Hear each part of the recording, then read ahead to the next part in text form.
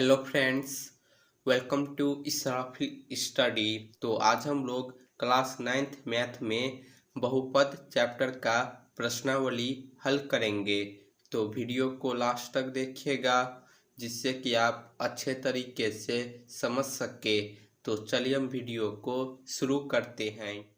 तो दोस्तों, प्रश्नावली 2.1 का क्वेश्चन नंबर 1 है, निम्नलिखित व्यंजकों में कौन कौन एक चर में बहुपद है और कौन कौन नहीं है, कारण के साथ उत्तर दीजिए। यानी दोस्तों, हमें इस क्वेश्चन में 4 भाग दिया है और हमें इसमें क्या पता करना है कि हमारा जो ये चारों क्वेश्चन है ये एक चर में बहुपद है या नहीं। यदि है तो कारण देना है, यदि नहीं है फिर भी हमें कारण देना है। तो अब हम इसे हल कर लेते हैं। तो पहला क्वेश्चन है दोस्तों, 4x² माइनस 3x प्लस 7। तो देखिए इसका हल।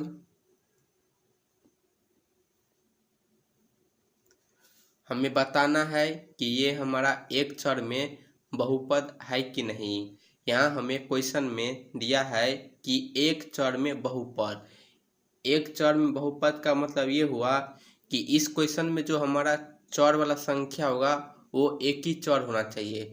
जैसे कि इसमें हमारा सिर्फ x चर ही है तो ये हमारा x चर वाला बहुपद हो गया। यानी इसमें एक ही चर है, वो क्या है, x है, तो इसीलिए ये एक चर वाला बहुपद है। और दोस्तों, बहुपद को पहचानने का कॉन्सेप्ट क्या है कि हम देखेंगे कि क्वेश्चन में हमारा प्रत्येक चर का जो घात है वो एक पूर्ण संख्या होना चाहिए। पूर्ण संख्या 0 से स्टार्ट होता है। यदि हमारा प्रत्येक चर संख्या का घात पावर पूर्ण संख्या रहे तो वो हमारा बहुपद हो जाएगा। तो इस क्वेश्चन में एक चर है x है और इसका अधिकतम घात 2 है। तो 2 दोस्तों हमारा क्या है, एक पूर्ण संख्या है। इसीलिए दोस्तों 4x² माइनस 3x प्लस 7 हमारा एक बहुपद हो जाएगा। तो हम लिख लेते हैं हल में, यह एक बहुपद है, क्योंकि कारण लिखेंगे, क्योंकि प्रत्येक चर की घात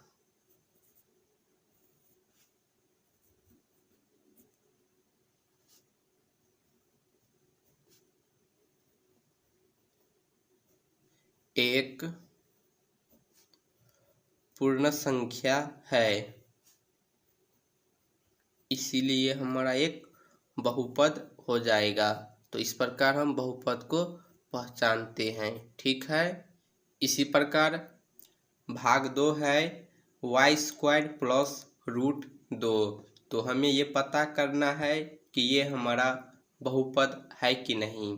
तो दोस्तों, जब भी हम बहुपद को पहचानेंगे तो चर का घात देखेंगे। तो यहाँ हमारा चर y है और y का अधिकतम घात क्या है, 2। तो 2 हमारा दोस्तों एक पूर्ण संख्या है, इसीलिए यह भी एक बहुपद है, क्योंकि कारण लिखेंगे,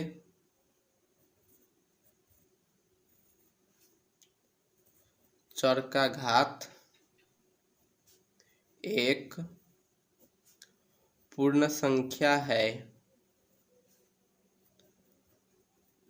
जब भी हम बहुपद को पहचानेंगे तो चर का घात देखेंगे, प्रत्येक चर का घात देखेंगे। ये नहीं कि एक चर का घात पूर्ण संख्या है और दूसरी चर का घात एक ऋणात्मक संख्या है तो वो हमारा बहुपद नहीं होगा। बहुपद होने के लिए सभी चर का घात एक पूर्ण संख्या होना चाहिए। अब भाग 3 है दोस्तों, 3√t प्लस t√2। तो हमें पहचानना है कि ये हमारा बहुपद है कि नहीं। तो बहुपद को पहचानने के लिए हम चर का घात देखेंगे। तो यहाँ चर है √t और इधर है t। तो यहाँ ध्यान दीजिए, यहाँ टी का घात कुछ नहीं है तो एक है, एक छिपा रहता है। और यहाँ दोस्तों क्या है, रूट टी है। तो रूट टी को दोस्तों हम इस प्रकार भी तो लिख सकते हैं कि नहीं, रूट का मतलब होता है 1/2, यानी हम टी की पावर 1/2 लिख सकते हैं, और ये प्लस में टी रूट 2। तो अब हम आसानी से कह सकते हैं कि ये हमारा बहुपद है या नहीं। तो हम यहाँ चर का घात देखेंगे, तो यहाँ चर संख्या है टी, तो यहाँ टी का घात है पावर 1/2 और यहाँ है 1। तो टी की पावर यहाँ 1 है, तो 1 हमारा पूर्ण संख्या है, लेकिन यहाँ टी का घात क्या है 1/2। तो 1/2 हमारा पूर्ण संख्या है नहीं है। तो बहुपद होने के लिए दोस्तों चर का सभी घात पूर्ण संख्या होना चाहिए। एक पूर्ण संख्या है और दूसरा पूर्ण संख्या नहीं है चर का घात एक ही क्वेश्चन में, तो वो हमारा बहुपद नहीं होगा। ठीक है, तो आप लिखेंगे यह एक बहुपद नहीं है, क्योंकि कारण लिखेंगे क्योंकि प्रत्येक चर की घात एक पूर्ण संख्या नहीं है।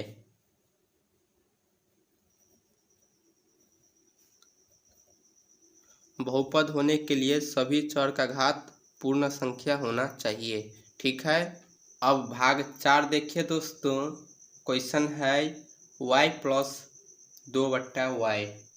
तो हमें पहचानना है कि ये हमारा बहुपद है कि नहीं। तो हम यहाँ चर का घात देखेंगे, तो चर यहाँ y है, तो यहाँ y की घात कुछ नहीं है तो 1 है, और यहाँ प्लस 2/y है, तो यहाँ भी चर है, तो इसका भी घात देखेंगे तो यहाँ भी 1 है।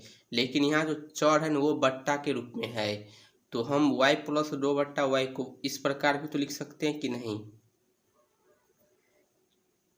y प्लस 2 गुने 1/y, 2 को 1 से गुना करेंगे तो यही होगा 2/y। तो हम फिर इसे इस प्रकार लिख सकते हैं y प्लस 2 गुने, यहाँ देखिए 1/y है, तो हम इसे इस प्रकार लिख सकते हैं y की पावर -1। घातांक के नियम अनुसार यदि हमारा किसी चर का घात माइनस में रहे तो उसे प्लस करने के लिए हम 1/, के रूप में लिखेंगे। तो हमने यहाँ 1/y को पावर के रूप में लिख दिया माइनस लगाकर। क्यों लिखेंगे माइनस लगाकर, क्योंकि 1/, के रूप में है। तो अब हम यहाँ आसानी से इसे कह सकते हैं कि ये हमारा बहुपद है या नहीं। तो यहाँ चर की घात 1 है और यहाँ चर की घात -1 है। तो 1 हमारा एक पूर्ण संख्या है, लेकिन -1 हमारा पूर्ण संख्या नहीं है, इसीलिए यह एक बहुपद नहीं होगा। तो हम लिख लेते हैं यह एक बहुपद नहीं है, क्योंकि कारण लिखेंगे क्योंकि प्रत्येक चर की घात एक पूर्ण संख्या नहीं है।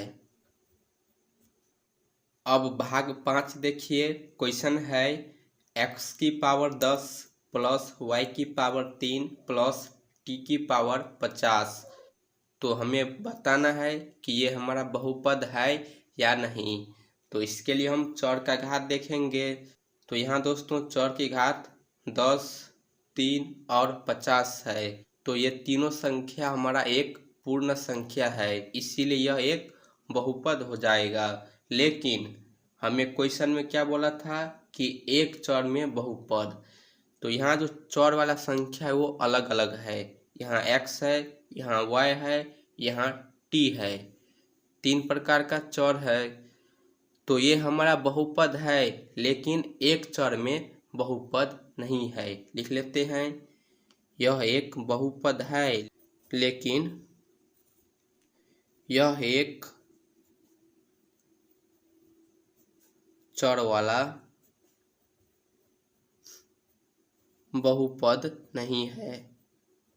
हमें क्वेश्चन में दिया गया है कि एक चर में हमारा कौन कौन बहुपद है या नहीं, और हमें कारण बताना है। तो ये एक बहुपद है क्योंकि इस तीनों चर का जो घात है वो एक पूर्ण संख्या है। तो चर का घात यदि पूर्ण संख्या रहे तो वो हमारा बहुपद हो जाएगा, लेकिन यहाँ चर जो है वो अलग अलग है, इसीलिए यह एक चर वाला बहुपद नहीं है। तो इस प्रकार हम क्वेश्चन नंबर 1 को हल करेंगे। अब क्वेश्चन नंबर 2 देखिए दोस्तों। क्वेश्चन है निम्नलिखित में से प्रत्येक में एक्स स्क्वायर का गुणांक लिखिए। तो यहाँ भी हमें 4 भाग दिया है और हमें इन सभी में से एक्स स्क्वायर का गुणांक लिखना है। गुणांक का मतलब ये हुआ दोस्तों कि इन सभी में जहाँ जहाँ एक्स स्क्वायर है ना, उसके साथ हमारा कौन गुना हुआ है, यानी जो हमारा एक्स स्क्वायर के साथ गुना हुआ है वही हमारा एक्स स्क्वायर का गुणांक हो जाएगा। तो हम यहाँ हल में लिख लेते हैं एक्स स्क्वायर का गुणांक।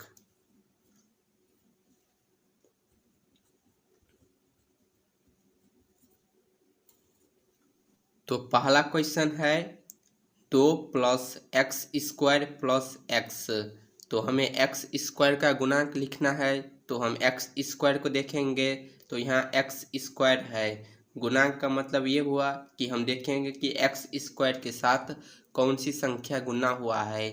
तो यहाँ कोई भी संख्या नहीं है, तो जब भी कोई संख्या नहीं रहे तो हम 1 लिखेंगे, लेकिन हम ये भी देखेंगे कि हम चिन्ह प्लस लेंगे या माइनस। तो यहाँ हमें प्लस एक्स स्क्वायर दिया है, इसीलिए एक्स स्क्वायर का गुणांक +1 होगा। तो यहाँ हम लिख लेते हैं 1। ठीक है। अब दूसरा क्वेश्चन है 2 - x square plus x cube. तो यहाँ एक्स स्क्वायर का गुणांक दोस्तों कुछ नहीं है, तो कुछ नहीं है तो 1 लिखेंगे, लेकिन यहाँ माइनस में एक्स स्क्वायर है, तो यहाँ हमारा एक्स स्क्वायर का गुणांक हो जाएगा -1। ठीक है। अब तीसरा क्वेश्चन है π/2 एक्स स्क्वायर प्लस एक्स। तो यहाँ हमारा एक्स स्क्वायर के गुणांक क्या है, तो π/2 गुना हुआ है, इसीलिए एक्स स्क्वायर का गुणांक हो जाएगा π/2। ठीक है।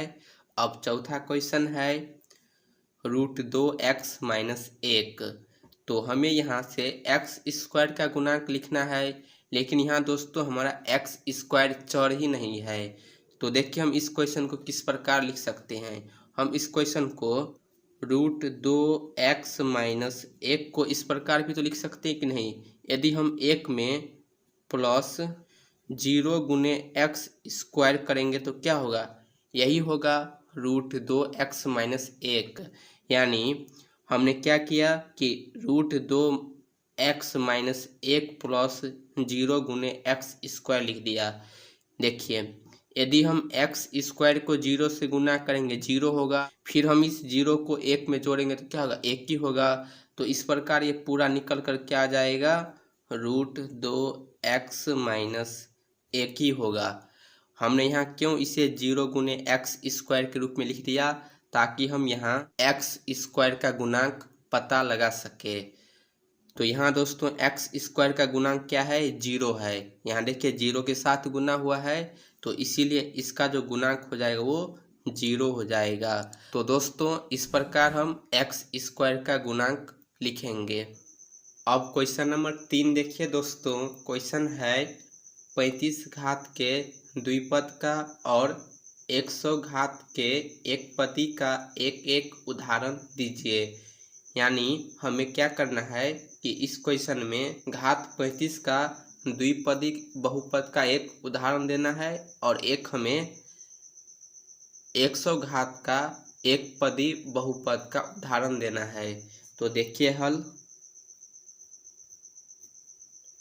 तो 35 घात का द्विपदी बहुपद हो जाएगा दोस्तों, हम लिख सकते हैं कोई भी, जैसे कि x की घात 35 प्लस 5y।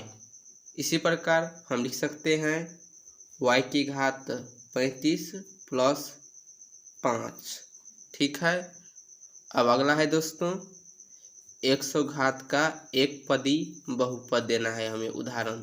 तो हम लिखेंगे 2y की पावर 100। इसी प्रकार x की पावर 100। हमें एक पदी बहुपद उदाहरण देना है और जिसका घात 100 रहे। तो इस प्रकार हम क्वेश्चन नंबर 3 को हल करेंगे। अब क्वेश्चन नंबर 4 देखिए दोस्तों। क्वेश्चन है निम्नलिखित बहुपदों में से प्रत्येक के घात लिखिए। यानी हमें यहाँ 4 क्वेश्चन दिया है और इन सभी में हमारा अधिकतम घात जो है उसे लिखना है। तो देखिए इसका हल हम यहाँ लिख लेते हैं घात। तो क्वेश्चन नंबर 1 है दोस्तों 5x³ plus x square plus 7x। तो जब भी हम बहुपद में से घात लिखेंगे तो हम हमेशा ध्यान देंगे कि हम चौर वाली संख्या का अधिकतम घात लेंगे। चौर की घात में जो हमारा सबसे बड़ा संख्या होगा वही हमारा चौर का घात होगा। तो यहाँ x की घात 3 है, यहाँ 2 है और यहाँ 1 है। तो इन तीनों में से दोस्तों कौन सा बड़ा है? 3। तो इसका घात हो जाएगा 3। ठीक है। इसी प्रकार क्वेश्चन 2 है 4 माइनस वाई स्क्वायर। तो यहाँ एक ही चर है y और इसका पावर क्या है? 2। तो यहाँ अधिकतम घात 2 है, इसीलिए इसका घात 2 हो जाएगा। ठीक है। इसी प्रकार क्वेश्चन 3 है 5t माइनस रूट 7। तो यहाँ चौर क्या है? t है। तो हम बहुपद का जब भी घात लिखेंगे तो चौर की घात देखेंगे। तो पहले यहाँ चौर देखिए t है और इसका घात क्या है? कुछ नहीं है। तो कुछ नहीं है तो 1 है। तो t यहाँ अकेला है और इसका घात 1 है, तो इसका घात 1 हो जाएगा। ठीक है। अब क्वेश्चन नंबर 4 देखिए। क्वेश्चन है 3। तो इसमें भी हम इसका घात लिखेंगे। तो यहाँ ध्यान दीजिए 3 के साथ कोई चौर वाली संख्या नहीं है, तो इसका घात हम कैसे लिख सकते हैं? तो ध्यान दीजिए हम इस 3 को दोस्तों इस प्रकार भी तो लिख सकते हैं कि नहीं? 3 गुने 1 लिख सकते हैं। फिर हम इसे इस प्रकार लिख सकते हैं 3 गुने x की पावर 0। यानी x की पावर 0 दोस्तों क्या होता है? 1। घटांक के नियम अनुसार जब हम x की पावर 0 करेंगे तो 1 होगा। तो फिर हम 3 को 1 से गुना करेंगे तो 3 ही होगा ना। तो हम 3 को क्या लिख सकते हैं? 3 गुने x की पावर 0। क्यों हमने यहाँ 3 गुने x की पावर 0 लिख दिया?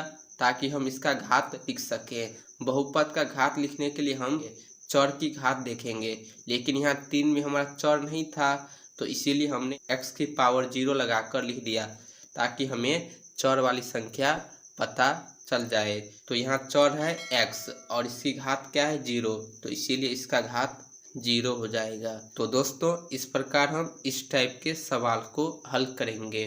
अब क्वेश्चन नंबर 5 देखिए दोस्तों। लास्ट क्वेश्चन है प्रश्नावली 2.1 का। निम्नलिखित को रैखिक द्विघात और त्रिघात बहुपद में वर्गीकृत कीजिए। तो दोस्तों यहाँ हमें 7 भाग दिया है और हमें पता करना है कि इसमें से हमारा कौन सा बहुपद रैखिक बहुपद है या द्विघात बहुपद है या त्रिघात बहुपद है। तो दोस्तों आपको पता होगा कि हम बहुपद को 2 भाग में बांट सकते हैं, एक पदों के आधार पर, दूसरा है घात के आधार पर। तो यहाँ हमें घात के आधार पर रैखिक बहुपद, द्विघात बहुपद और त्रिघात बहुपद पहचानना है। तो हम यहाँ हल में लिख लेते हैं बहुपद का प्रकार। पहले यहाँ ध्यान दीजिए हम रैखिक बहुपद, द्विघात बहुपद और त्रिघात बहुपद किसे कहते हैं? जब चौर का अधिकतम घात 1 रहे तो रैखिक बहुपद कहेंगे। जब चौर का अधिकतम घात 2 रहे तो द्विघात बहुपद कहेंगे। जब चौर की घात अधिकतम 3 रहे तो उसे हम त्रिघात बहुपद कहेंगे। तो क्वेश्चन नंबर 1 में है एक्स स्क्वायर प्लस एक्स। तो यहाँ x की घात 2 है और यहाँ x की घात 1 है। तो दोस्तों यहाँ हमारा चौर का अधिकतम घात कितना है? 2। तो ये कौन सा बहुपद हो जाएगा? द्विघात बहुपद। अधिकतम घात 2 रहे तो द्विघात बहुपद हो जाएगा। ठीक है। अब दूसरा क्वेश्चन है x माइनस एक्स क्यूब। तो यहाँ x का अधिकतम घात 3 है, तो इसीलिए दोस्तों ये कौन सा बहुपद हो जाएगा? त्रिघात बहुपद। ठीक है। अब क्वेश्चन नंबर 3 है y plus Y square plus 4। तो यहाँ y 2 बार है, तो इस दोनों का अधिकतम घात क्या है? 2। तो इसीलिए कौन सा बहुपद हो जाएगा? द्विघात बहुपद हो जाएगा। ठीक है। अब क्वेश्चन नंबर 4 है 1 प्लस एक्स। तो यहाँ एक ही चर x है और इसका घात क्या है? 1। तो जब भी चर का अधिकतम घात 1 रहे तो वो कौन सा बहुपद हो जाएगा दोस्तों? रैखिक बहुपद। ठीक है। घात में जब भी चर का अधिकतम घात 1 रहे तो वो रैखिक बहुपद हो जाएगा। इसी प्रकार क्वेश्चन 5 है 3 गुने टी। तो यहाँ चर टी है और इसका अधिकतम घात क्या है?